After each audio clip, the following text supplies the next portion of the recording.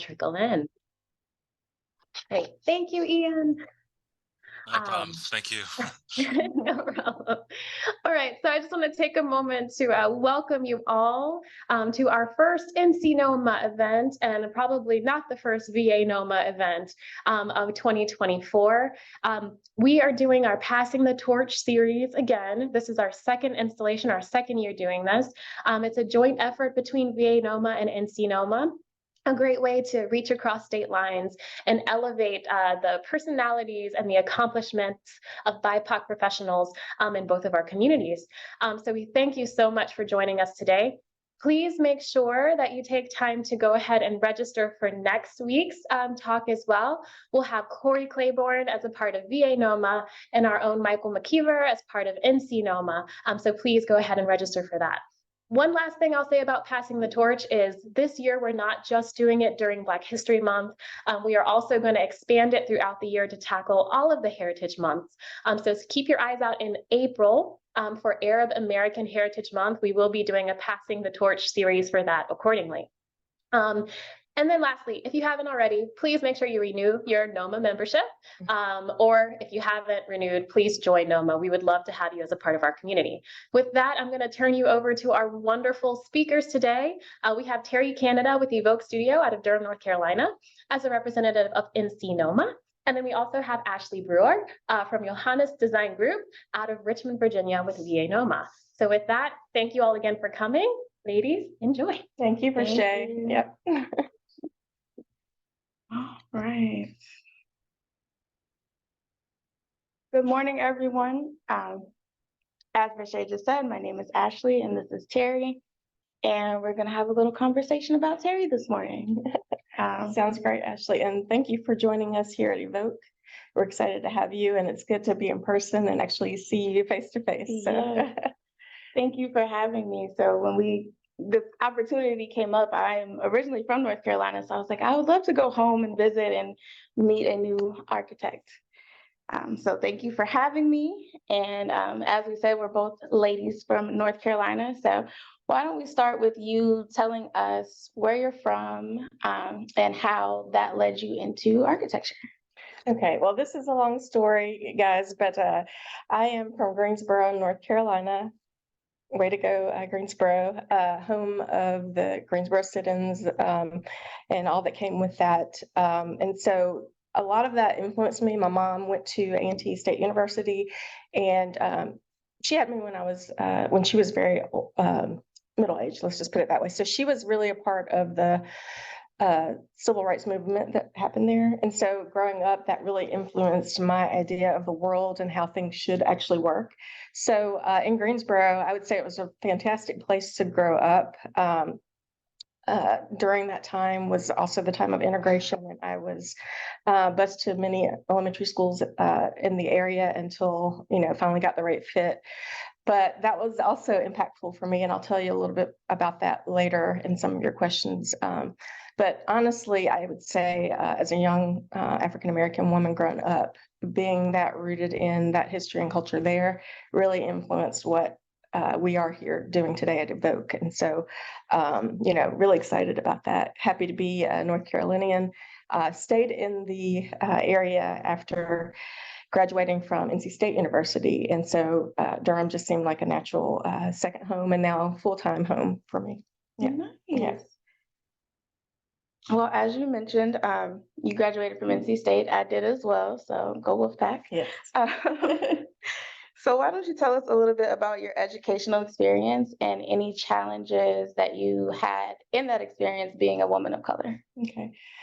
So my educational experience, I can tell you, in high school was really where I understood that I wanted to go into the architectural field. And so got accepted to NC State and UNC Charlotte at the time. At the time, my mom told me that I was going to go to school in North Carolina. So really just chose NC State. I was really drawn to that program there and the folks there.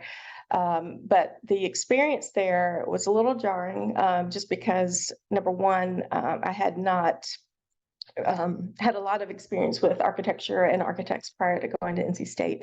And so I knew that I was behind in that point. So in my mind, I had a lot of catching up to do. And, I was able to do that. I would say it was a deep learning experience personally for me, getting an understanding of how the world works, how architecture in that world works, and just developing a sense of my own perspective moving through architecture and into the profession. I knew that not everyone saw things the way I did, and I see that as a something that's a positive thing, not a negative thing. And so I think a lot of folks going into our profession understand that, there's already a built system there. And you can certainly learn that system, understand it, but also try to figure out a way to develop it into something that is meaningful to you. So I don't know if I answered your original question, but I think so. So in having some of those challenges of overcoming some of those challenges in your educational experience, what have you taken that and had to address any more in your professional post-educational experience? All right. So again, coming out into the profession is very similar to my college experience at first. Just understanding that there was a whole way that architecture was set up, and coming out into the world and understanding my perspective and how that fell into it. It took a while to do. The first job that I had here in Durham was with a firm that would be a majority firm, and they actually embraced me. They encouraged me. They pushed me to become licensed, and so I was the only African American, the only woman for a time. They since hired more, but it was about them understanding who I was, my perspective on the world, and folding me into what they were doing. And so I think a lot of that could be a lot of us that go into school and come out into the profession. There aren't a lot of folks that look like us that don't have our experiences, and sometimes that can feel isolating. And so I think figuring out a way to plug into what's going on around, but also making folks listen and understand the perspective that you have and where you're coming from can be quite important. So I would say, yes, of course, being African American and a woman, it was really sort of difficult through school and in first coming out into the profession. But again, I try to flip it and look at the positives and try to make my way through and really sort of showcase who I am and what I'm about. And if you accept me, that's good. If not, then I can move on. So that's how it was for me. I understand. All right. So we had a conversation before this, going to get to know each other a little bit. And you mentioned that you have a daughter. Yes. So how has that been just as far as work-life balance? And have you had success with that? Do you feel like you found it? Right. So I also, like my mom, had my daughter in my mid-30s, and I had already established myself as an architect, already gotten licensed. My husband and I weren't able to have Morgan until that time. So it was a blessing to have her. But in the very beginning, I struggled, like most mothers, to really find myself. It's such an amazing experience, but it's also something that throws you off, and you have to figure out how to deal with life with a child. And so after going through that, I was like, I can pretty much do anything in this world. And after that, it gave me the motivation to, do what I needed to do to be successful in this business. And so at the very beginning, my husband was very supportive, and I had to travel a lot with my job when I had Morgan.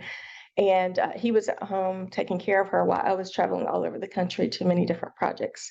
By the time she was a certain age, I realized that this can't keep going. And so my time traveling did cut back a little bit.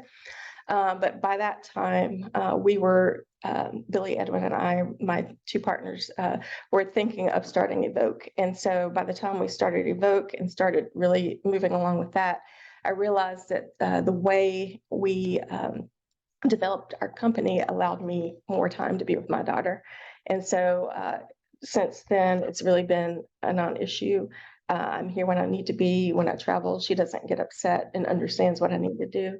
So work-life balance here has been amazing, but I do understand, especially younger mothers or new mothers, I should say, the balance between having to go and take care of your child when they're sick, when, they just need you, when you have to be at school. I understand all of those things. And here at EVOKE, we try to accommodate for all of that to make sure that the folks here are taken care of, and they feel like they can do what they need to do to take care of their families, because I do understand, and Billy and Edwin as well, my two partners, have children, and they understand as well. So it's yeah. I do think that times are coming around so where people are acknowledging that work-life balance is an important thing to have. It is, definitely. All right. So again, in our conversation, we talked about advocating for yourself and how that's been a big part of your journey, and it's kind of always been within you. But how do you, or what would you say to other women to encourage them to advocate for themselves more? And what does that look like? Right. And I want to acknowledge that I know that it can be difficult sometimes in places where you are the minority in the group, or there aren't as many of you around that you can sort of talk to or speak with about, whatever you need to advocate for. But me personally, and as I mentioned to you before, I've always had it in myself that if I'm uncomfortable or don't like what's happening, I will bring it up to whoever it needs to be brought up to, and your decision or your response impacts what I need to do. So I've always been that way. I've never been able to sit in an uncomfortable situation and just take it. I can't, but you're going to hear from me about what's going on. And if you disagree or don't, appreciate that, then I need to move on as well.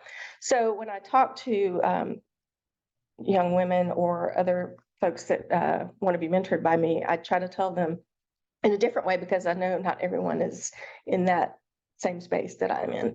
I was brought up that way. My mother put that in me. And some people don't feel comfortable with confrontation. Some people don't feel comfortable speaking out. But I would say to them,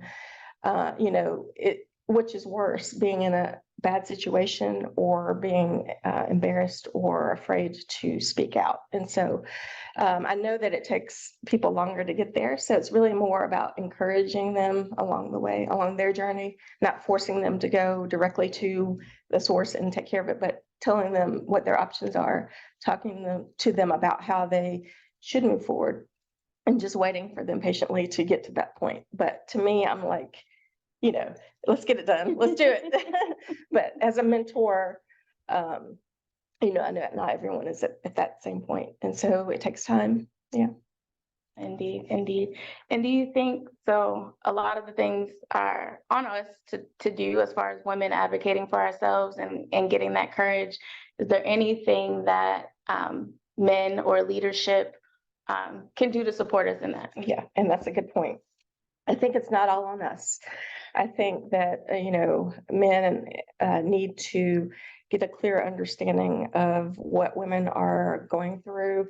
They need to be open to discussions and really sort of championing women as well. I know that I mentioned to you that, we are in this struggle, but, we should not be alone. We didn't create this system that we're in, and we shouldn't be the only ones solving the problems. And so I think if everyone can sort of buy into this, that we all need to be included and all of our voices need to be heard and understood. You may not agree, or we may need to move on to something else, but everyone needs to be heard and understood. So that's my belief. That's fair. We could speak up more and they listen, and we can all work together. Yeah. All right. So you mentioned mentorship in that answer to that question.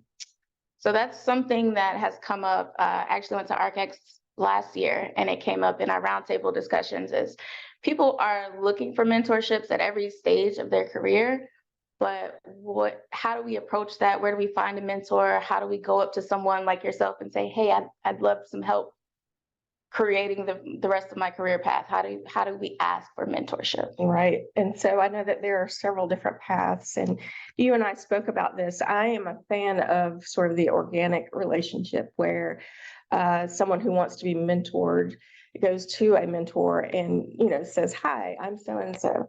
I really am interested in your work, and I'm interested in learning about how you got where you are. Let's talk." I'm a fan of that, but I know that not everyone can do that. So I think the structured systems like the one you just mentioned, as well as I know at NC State, they have a mentoring system where someone who's about to emerge from the university, graduate, can be paired with someone that's already in the profession. And I think that's a good option as well. I think sometimes forced mentorships, maybe you're good for a little while and then you fall off or something like that. I think when the person who wants to be mentored takes that step, that initiative to reach out to someone and say, "Hey, I'm really interested in who you are," that person also becomes interested in them and wants to hear from them and checks up on them. That's my finding. But I think all paths are good. It's just that first, point of reaching out is probably the biggest hurdle for people. So, yeah. So speaking up for yourself is a recurring theme here. Yeah. All right. So recently, I believe it was 2021, we've reached the threshold for 500 licensed African American women.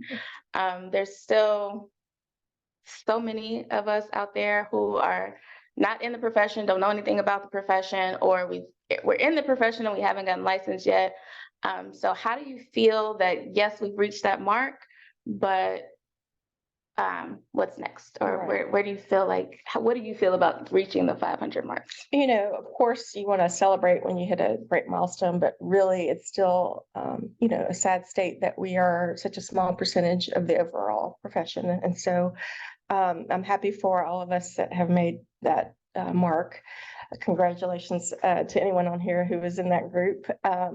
But we really need to encourage young women, especially young women of color, to continue on their path and get licensed. I know there was a time, and I think it's still ongoing, where women make up 50% of the architectural school attendees,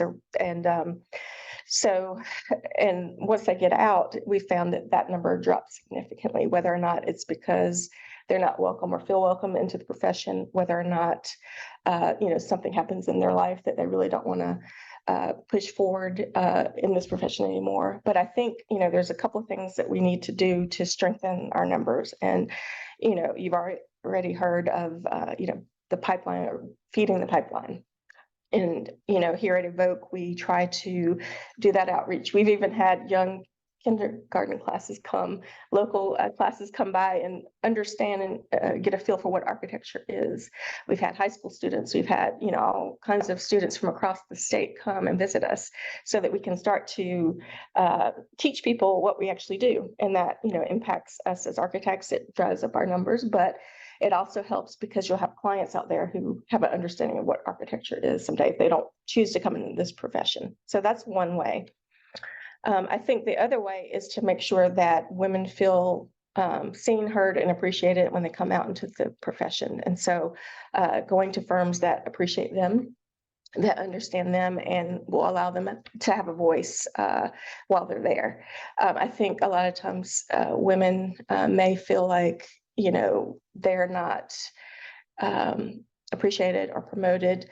They feel like they're overlooked.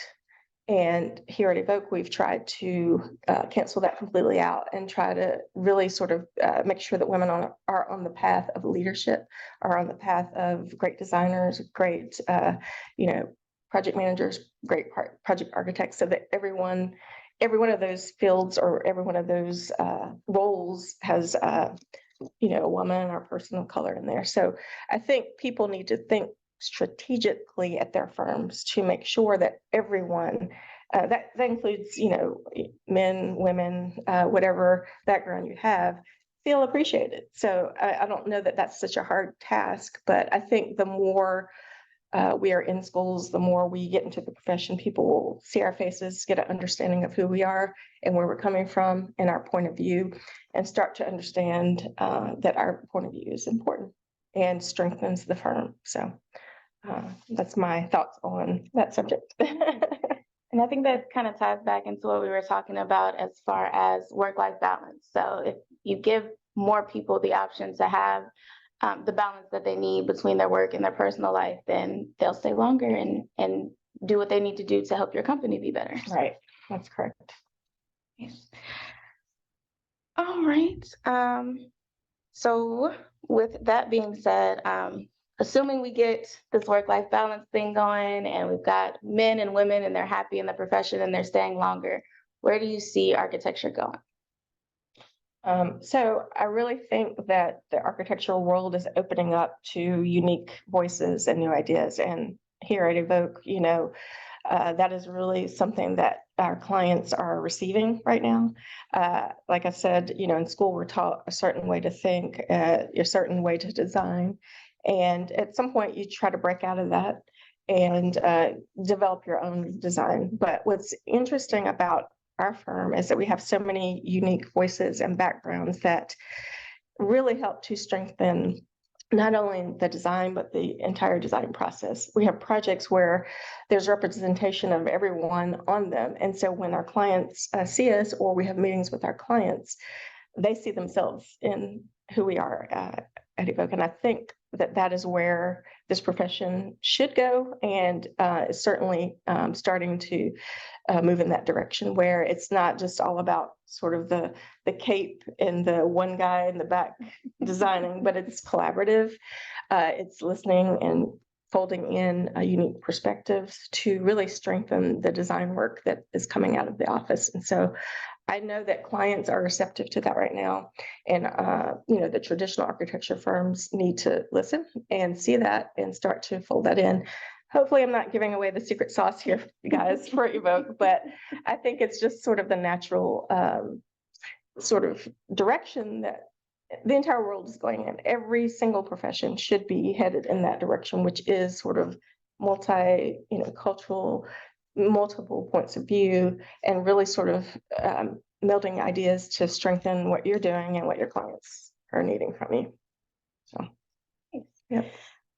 So when I got here this morning, I had the opportunity to walk around. Your office is beautiful. Thank you. And there's a lot of models. There are a lot of maps and things like that, but there's also a lot of awards. Oh, yeah.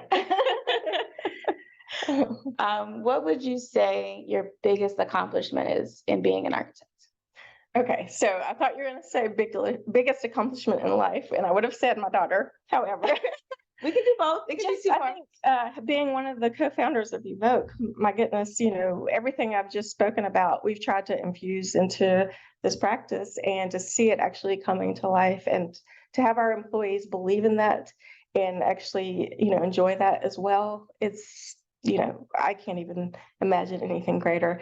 The awards are great. I think the awards are coming because of all the great things that we do based on the way this firm is set up and what we're about and our design, prowess and everything else. But yes, and I feel great about each and every one of them.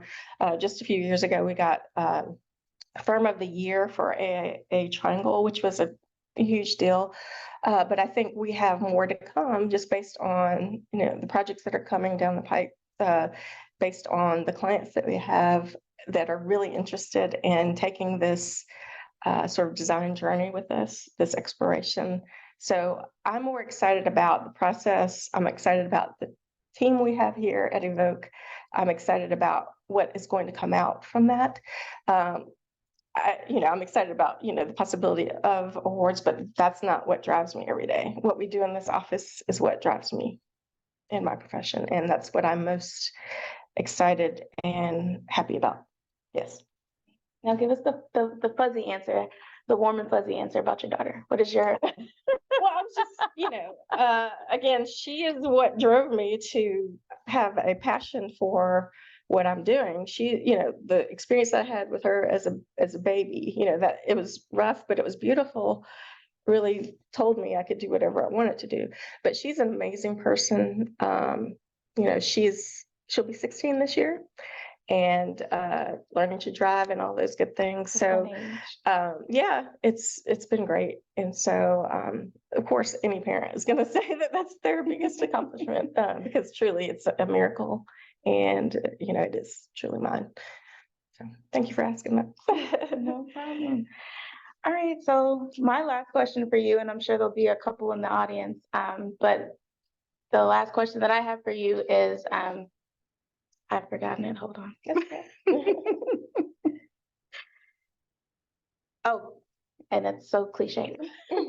What is some advice that you would give the future architects? Right, I would say, you know, coming into architectural schools, really embrace everything you're learning, absorb it, take it in, and understand that a lot of it is not necessarily based on your background, and it may feel like it's not including you, but what will happen, you know, a little bit later is that you can develop your point of view in architecture. You can develop design the way you want it to be, but just absorb what you can about, you know, the learning environment, and really embrace it, push forward through it, do as much as you can. And then once you get out into the real world, you know, learn from the experience that you have. When I first came out, we were in the middle of a recession. It was in 1996, and no one was hiring at the time except for a healthcare architect here in Durham. And they brought me on, and that was the last thing that I wanted to do coming out of design school, going into that type of architecture. And it was mostly renovations of hospitals. But I learned, you know, a lot about client interaction. I learned a lot about project management, and I learned a lot about, you know, documentation, how to put a set together. The firm was so small that you had literally your own project to work on and push out the door, and you were responsible for that project. So I learned all of that being there. It wasn't where I wanted to be at first, but I took that opportunity and absorbed as much as I could from it. And then when I got out from that opportunity and was offered a job at the Freelon Group, they were specifically looking for project managers at that time. And I was able to work on some of the largest, most exciting projects in the country, including the Center for Civil and Human Rights in Atlanta, and Emancipation Park in Houston, and other names that I could drop. But just understanding that, you know, you have to go through experiences, turn them into positive experiences, and push forward, and then you will get the rewards at some point during your career. So, you know, keep with it, stick with it, and hang on to your point of view, and reflect that once you get to a certain level that you can do it. So that's my advice. Yeah, you're welcome. I think that was the biggest takeaway I had from our conversation, is that, like, even in the bad experiences, you take away what you need to get from that. So even if you got stuck in a corner doing red lines for a couple of years, yeah, see if you can sneak into a couple of meetings and exactly see how a little bit of the sausage is made, and take that education into your next experience. That's right. That's and exactly. Hopefully the next one would be a better one. Yep. All right. Well, thank you, Teri. With that, I think I'll turn it back over to Ian and see if we have any questions from the audience. Sure. Thank you guys for that wonderful conversation and allowing some time for some questions. I do have a question. I feel like every time I talk to somebody from North Carolina, they have like a Phil Freelon story. I was just wondering if you could elaborate on just your time working in his office, and maybe something that you learned from him. Yeah, I tell people that ask me about working in the office that it was like working in heaven. I have never had such an amazing experience prior to working at the Freelon Group. My two partners, Billy and Edwin, came out of that, as several of the people that work for us now came out of that, and I think really helped sort of direct us into the way we want it to go as a firm. But you know, Phil was an amazing person, a human being, not just an architect. And then on top of that, being, you know, a world-renowned, certainly known well in this country, architect. It was great. He was very kind. He was a mentor to everyone, you know, that crossed his path and asked him, about the profession. And he was really interested in great design for communities that had been overlooked in the past. And so a lot of the projects were cultural facilities, there were libraries, they were community centers, that sort of thing. And so he always said, we will never do prisons here, nothing that will be the downgrade of, the African-American community. And so, I could just probably speak the entire rest of the time about my experience there. But I would just say it was a great place to develop as an architect, as a project manager, and eventually as a leader. I would say that, he was very invested in everyone that worked for him. I believe, in their own way, he met them where they were and sort of figured out how to, help them develop. And just, again, he was just such a decent human being. He was bigger than life outside of the office, but he was, Phil to all of us. So thanks for that question. No, not a problem. Thank you. Yeah. All right. The floor is open for questions from the audience. Do we have any questions? We got plenty of time. I'll ask a question. Hi. So I believe at the beginning you mentioned you're involved with North Carolina NOMA. I'm just curious what other organizations you would recommend being a part of to young professionals, emerging professionals. So as I was coming up through school, we had a NOMA program in NC State, and then it fell away, and now it's back strong again, which I'm excited to hear about. So if you're in school, I would say that, but if you're out in the profession, certainly NOMA is definitely a strong organization. I try to make it to the conference every year. I try to stay plugged into events. I know North Carolina NOMA has a lot of events, very meaningful events during the year. But I'm also a member of, AIA Triangle and AIA North Carolina. I am the president-elect for AIA Triangle. So I think more representation in AIA, either locally or, statewide or national, is a good idea, because it's good to have that representation there. But that doesn't negate what NCNOMA or NOMA is doing. I think they complement each other. I think it's fantastic to be in both. So those are the two that I can think of off the top of my head. Is there something that a specific organization that you want to ask about, Joey? No, that answered my question. I was just kind of curious what all you've been involved in throughout your career. Thank you.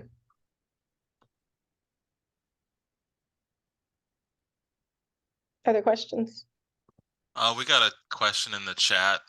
What was the most challenging project you've worked on or led, and how did you navigate it, and how did it change you, and how did you grow from it? Okay, I won't say it wasn't difficult, but the most challenging and impactful project was Emancipation Park in Houston. That project lasted for over 7 years. The first year being just sort of pre-design and visioning, and traveling back and forth to Houston. That really became a second home. Learning their ways down there, their review processes. We had 3 or 4 different owner teams, the City of Houston, Houston Parks and Rec. We had the TERS group, which is a local zoning organization over the area, the 3rd Ward that we were working in. And, it was challenging in that way, where you really just almost had to start over and rethink the way you move forward with design, with the design process. But in the end, it was very fulfilling, because it is a project that, is known nationally. It is a project that really highlighted that community, which is a mostly African-American community. It celebrated the history and culture of that area. And really it was meant to be a spark of life into an area that had sort of declined over several years, several decades actually. And so to be a part of something like that was amazing. And actually it was a project that was like the lesser of the projects in the office. You know, we had the National Museum in DC starting design. We had the Center for Civil and Human Rights that I was working on as well, and other projects that were really nationally known. And so when we started, there was a little hesitation about, oh, who's going to work on this? Who's going to take it on? But Edwin Harris and I jumped right in and took it as our own. And honestly, the work that we did on that project allowed us to understand that we could start our own firm and do the work that we were doing for other firms. So it was a good thing. So that's a great question. Thank you for asking that. Hello, I have a question. And Yes. again, thank you very much for being here, and we appreciate your time, for giving, present your story. Some of us inspired to be firm owners someday. We're still working our way. That's kind of, at least that's my inspiration, at least. What are some of the challenges of being owning your own firm that you encounter, and when do you think it's the right move to do so, at least in your experience? Okay, and that's an excellent question. So the whole process of starting your own firm is very challenging, especially if you've never been to business school or, have never done it before.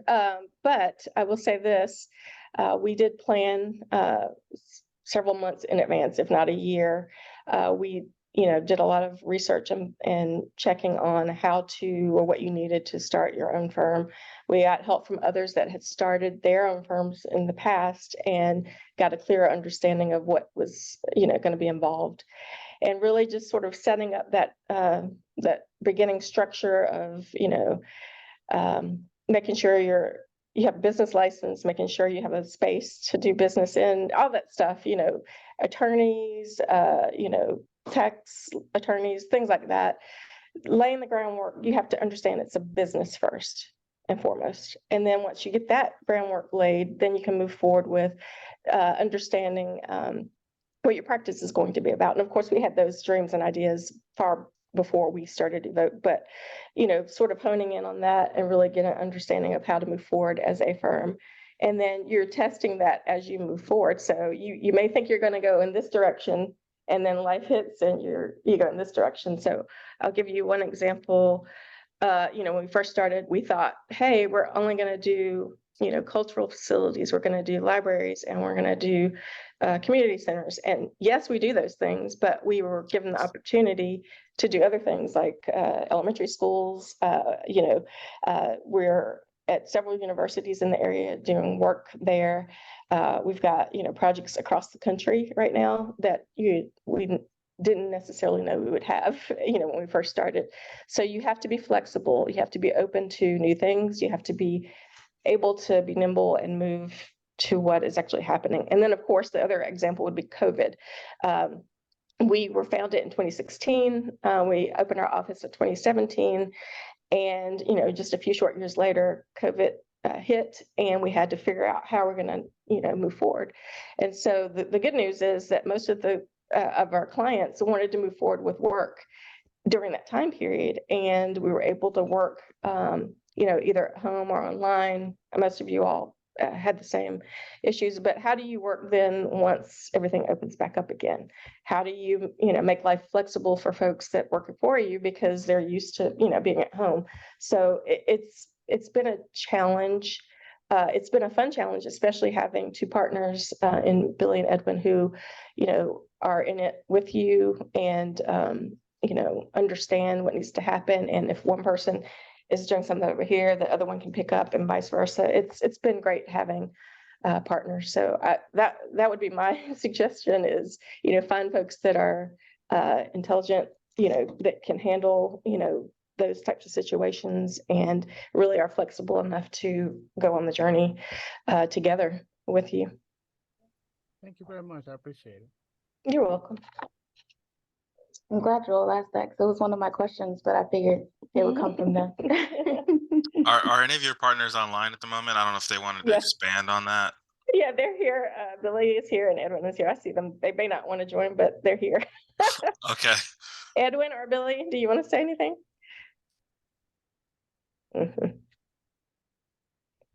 Well, thank you for the opportunity, but no, I think we want to, it's our turn to sit back and listen this time, Teri. So yeah, we will say that Teri is wonderful and we're glad. And Ashleigh, I want to thank you for engaging in this conversation.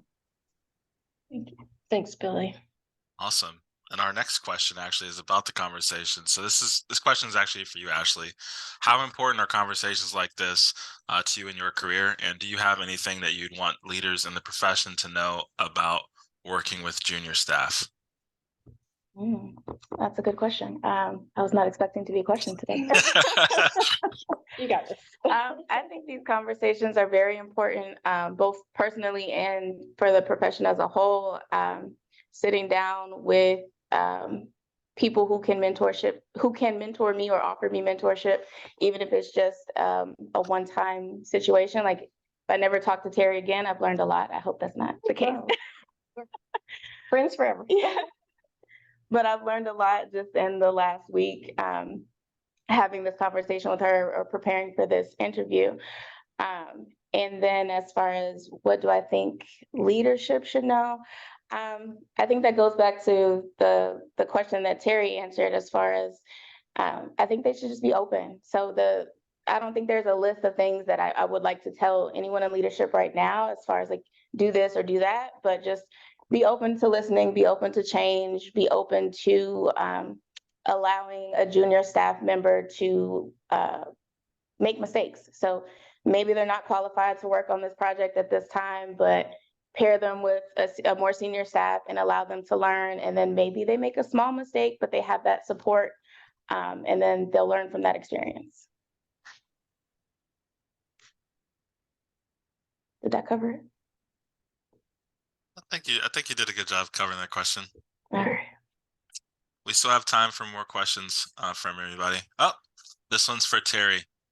Building on the conversations about mentorship, what are some of the most important lessons that were learned from mentors in the past, and do you still have mentors today?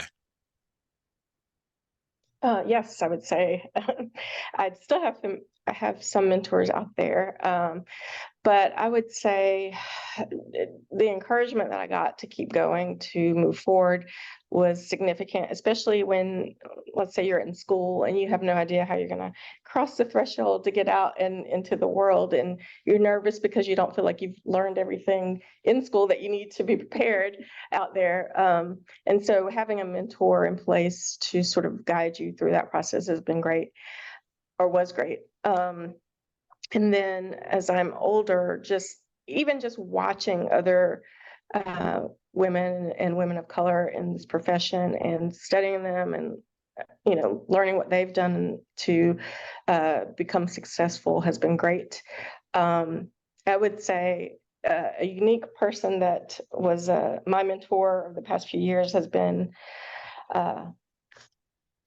let's see, Gabrielle. I can't think of her last name right now. I'm sorry.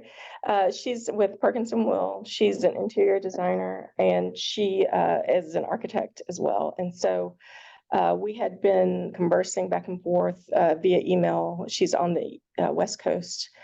And yeah, thank you, Bullock. I don't know why that name slipped my mind.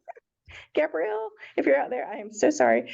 But she has been, at any touch point, either at an NCNOMA conference, even AIA conferences, she will come and ask me how I'm doing. And that means the world to me, because she is on the national stage. She, is constantly being invited to, speak at different organizations. And she's just a genuinely cool person where you can just tell her anything and she will understand. I think that's where the mentorship relationships are the best, because you can see the real person and you can get an understanding of who they are, the real deal, the real situations that they've gone through. It's not just this person on the hill where you're like, oh, I want to be like them. But you really get an understanding of who they are as people, how they got from A to B. And you can say, oh, okay, I can do this. They're special, but there's some things there that are just like what I'm going through, and I can do it too. So thanks for that question. And I cannot believe that I got the last name. I didn't forget. I just had a mind. Understood. Yeah. But for those that didn't catch it, the last name was Bullock. Yeah. Sorry, Bullock. Anyway, the next question is, what advice would you have for someone wanting to develop their leadership skills in and out of a firm? So I can say this, there are a lot of experiences that you'll have in a firm that will allow those opportunities. But for me, I was actually able to get some true leadership training when I was at Perkins & Will. I was a part of the Leadership Institute. And I think if companies invest in, their folks to help with that training, that can be special, because there are a lot of things that I learned from that were, I won't say counterintuitive, but they were things that you need to do to have a clear mind and direct others that you wouldn't think you would need to do. So that was very good. I think just experiences that you have in the profession will teach you to step up to the plate and start to lead projects, start to lead teams. I think the more experience you have and younger folks that come under you will allow you to, sort of start teaching them, and they'll come to you for advice or how to do certain things on a project, and you just become that natural leader. And that's the way you can develop.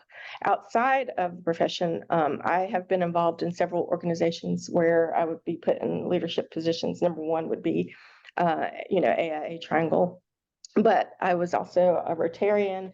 I was a part of the Stephen Ministries at my church, a part of the executive committee for the Historic Preservation Society of Durham. So there's a lot of stuff out there in your community that you can be involved in, and that certainly helps with leadership, because a lot of times they are in need of folks to help.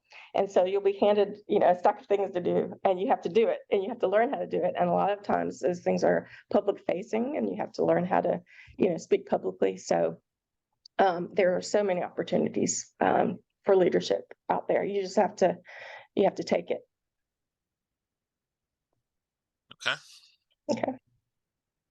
Do we have any more questions?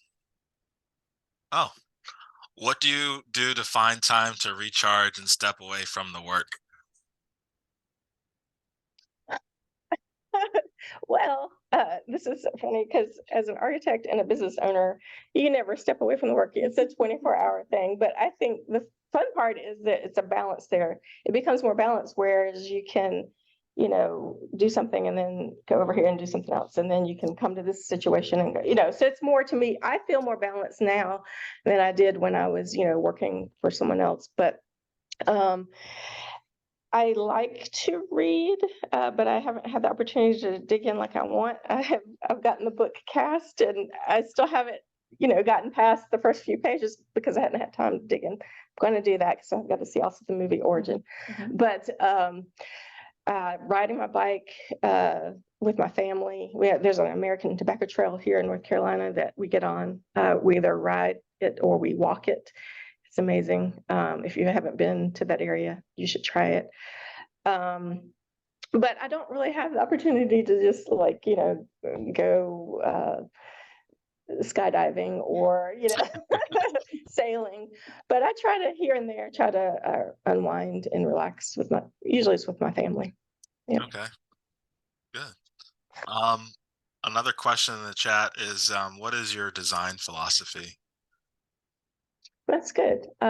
So, as someone founding or a co-founder of EVOKE, my design philosophy is that, it should be collaborative. It should be something that reflects the clients that we work with, and it should be something that comes from, a piece of you.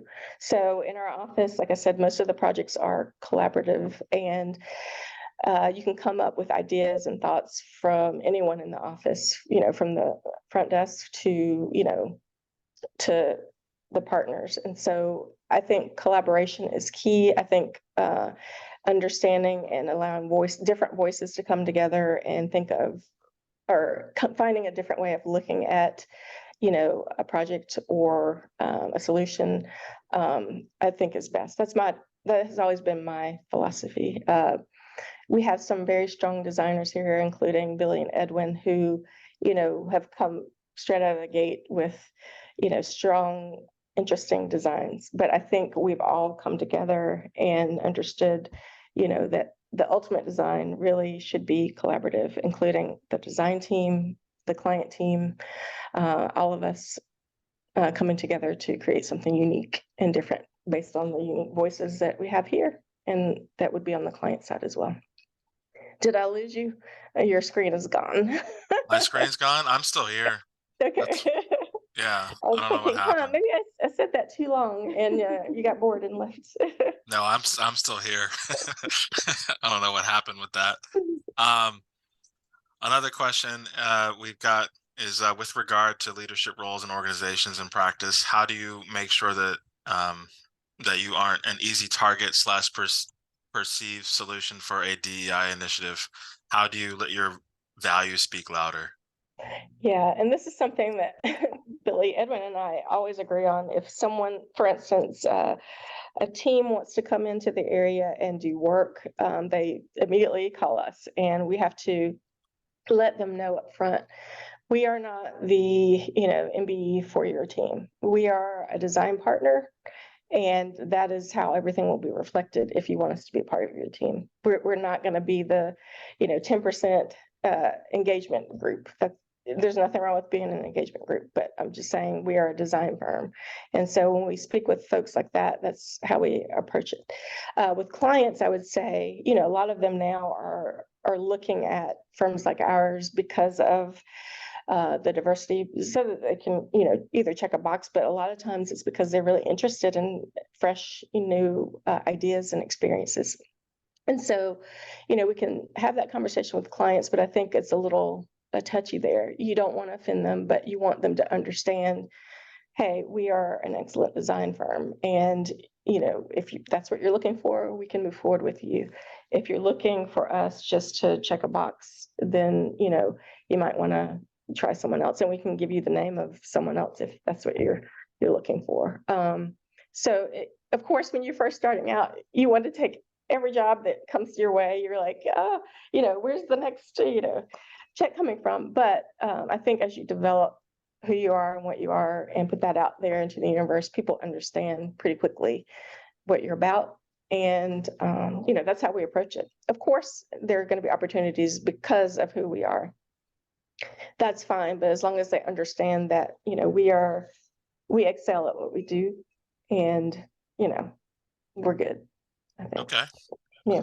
So I imagine that philosophy has allowed some pretty good projects to come through the door. So this next question is, what is your most meaningful project that EVOKE has undertaken? Okay, there's so many, and we don't want to, there's a lot of folks on the line from our office, so we don't want to offend, but there are two I would say that stand out. One is a very small project, which is one that we started the office with, which is called Mary Potter Academy. And that one is the project that let's just put it that way. We started out when we opened our doors with that project, and it is still going on. And it had a lot of funding issues and things like that, but it's going to be, I think, a significant project once it's built for that community, and we're so excited about it. The other project is more recent. Durham Public Schools has an elementary school that they've asked us to design, and it's currently under construction right now. I'm going to get the numbers wrong, but I think it's 800 students, which is unheard of for this area for elementary schools. And it is, a large facility that's much larger than anything that's been built in this area. What is exciting about the project is that Durham Public Schools came to us and said, well, once we were awarded the project, hey, we really want you to create a space that is exciting for our students, that allows them to learn and really grow as students. They haven't had new elementary schools pop up, in the past very often. And so this is a fantastic thing for us to do. So anyway, we came up with a brilliant design, went through the whole design process with them. And even if cost fluctuated, they said, we believe in what you've done, we'll find the money, or we'll take this little piece out, but we want the overall design concept to remain. And it has. And to this day, under construction, with all the things that can happen during construction, it's happened on that site, but it's still going strong, and the design intent is intact. And so having that type of project, almost be, being built, but also maintains design integrity, in an area that, hasn't really seen anything like this, is just amazing. And it makes our job so exciting. It makes it worthwhile, all the ups and downs and everything that can happen, during the design process, when you have a project that you can actually see being built that is truly about making a community better, and it has, design excellence up to here. There are no words for it. I'm getting a little tripped up over it, but it is amazing. Yeah. Awesome. Yep. I think we got one more question in the chat. This is for both of you guys, and it's about what kind of impact what do you hope that your impact will be on the field of architecture? Wow. It's for both of you. So That's a big question.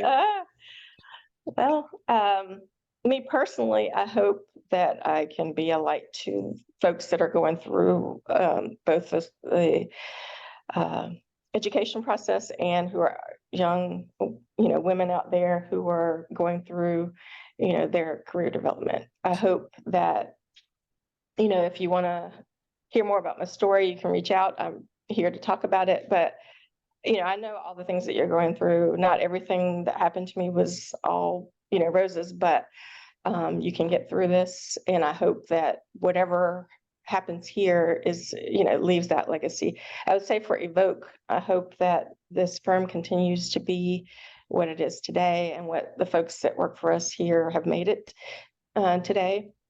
I hope that other firms learn from what we're doing, and, the profession can be a safe haven, or, safe space for those who may not have felt welcome before or understood before. And I hope that what we're doing here shows that it can be done. You can be successful in doing that, and you can also have great design in doing that. Yeah, I think to piggyback off of that, my answer would be similar. I hope to bring representation into the field. I hope to tell my story, introduce other people's stories, and expound on those, to make the profession a safer place for people who look like us in the future. And so that way there won't be as few of us going forward. So I hope that I just make architecture and design in general a safer place for more women, more people of color, anyone who wants to be here, and that we have more opportunities. awesome.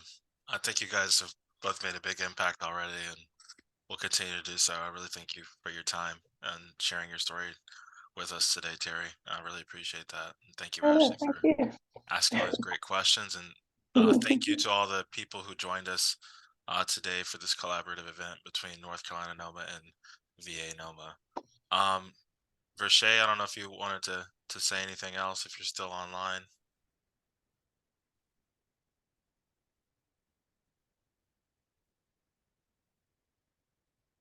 Hi, sorry, camera. I'm here. Yes, hi. Thank you all so much for this. This has been a really inspiring chat. And thank you all for participating. Again, as I mentioned, we have another great talk coming up next week, Tuesday at the same time. So if you haven't already, please check out our Eventbrite and go ahead and get registered for that. And we look forward to seeing you guys next week. Thank you so much, Ashleigh and Teri. This was incredibly inspiring. Just what we needed to kind of keep going through February and get into March. Thank you all so much. Thank you. Thank you. Thank you all. think that's it for today, but this will be uploaded online later for folks who weren't able to attend with us in person. But anyway, take care, everybody. Have a great rest of your day, and I'll see you guys later. Bye. Bye.